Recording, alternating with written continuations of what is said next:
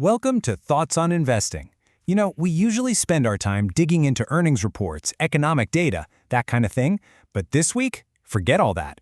This week, the market wasn't moving on spreadsheets. It was driven by global headlines and the looming threat of war. So today, we're going to unpack how geopolitics completely grabbed the steering wheel of the economy and took us all on one heck of a chaotic ride. All right, before we really get into it, just a quick standard reminder. Everything we talk about here is just for informational purposes. It's not financial advice. We're here to understand the why behind what happened. So, let's set the stage. Just how crazy was this week? Well, let's just say it was the kind of week that had investors glued to their screens, right on the edge of their seats. And hey, don't just take my word for it. This quote really says it all. Can you imagine being a trader where every single news alert, every headline could either make your day or completely break it? That is the very definition of chaos. And here is the number that really tells the whole story. We saw huge indexes like the Dow and the NASDAQ plunge more than 10% from their recent highs. Now, in market speak, a drop that big, well, it's not just a bad day. It's a serious alarm bell ringing loud and clear. And that 10% drop, it has an official name, correction territory. That's what it's called when the entire mood of the market shifts from, general optimism to very real, widespread worry. So what could possibly trigger such a big, sudden correction? The answer wasn't hiding in some company's quarterly report. Nope, it all came down to one single geopolitical flashpoint, those escalating tensions between the US and Iran.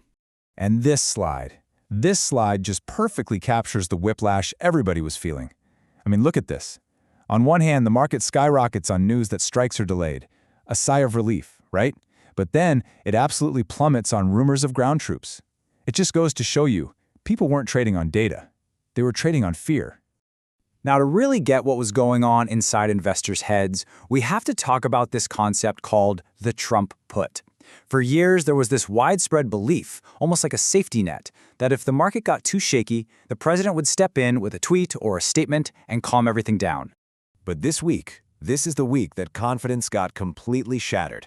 With the risk of a real war suddenly on the table, investors looked down and realized that safety net, well, it just wasn't there anymore. And when a safety net vanishes, fear rushes right in to fill the void. So the very first place we saw all this tension make big waves was, of course, the energy market. Any kind of conflict in the Middle East is going to hit the price of oil, and this week was a masterclass in just how explosive that relationship can be. So why does this one little spot on the map matter so much to the whole world? To the price you pay at the pump? Because of this number. Nearly 20%, a fifth of the entire world's daily oil supply has to pass through this tiny choke point, the Strait of Hormuz.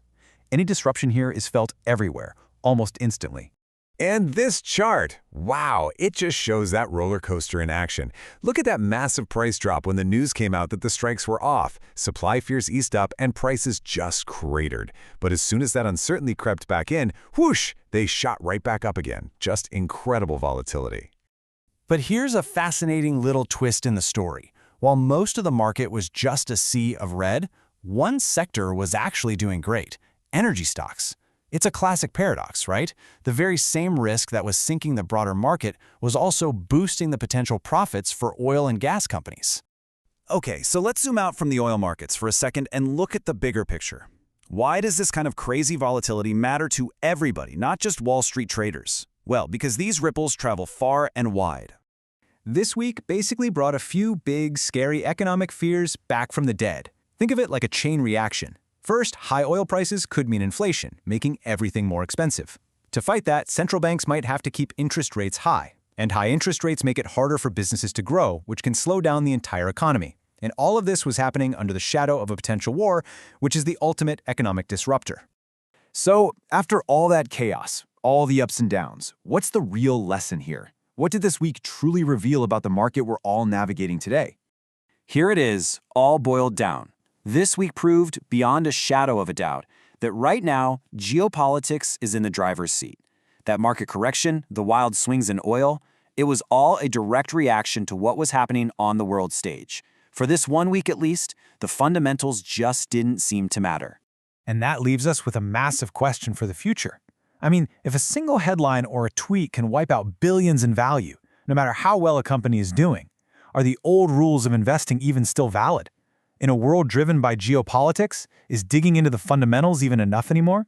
If you enjoyed this deep dive, please don't forget to hit that like button and subscribe to the channel. It really helps us keep these explainers coming.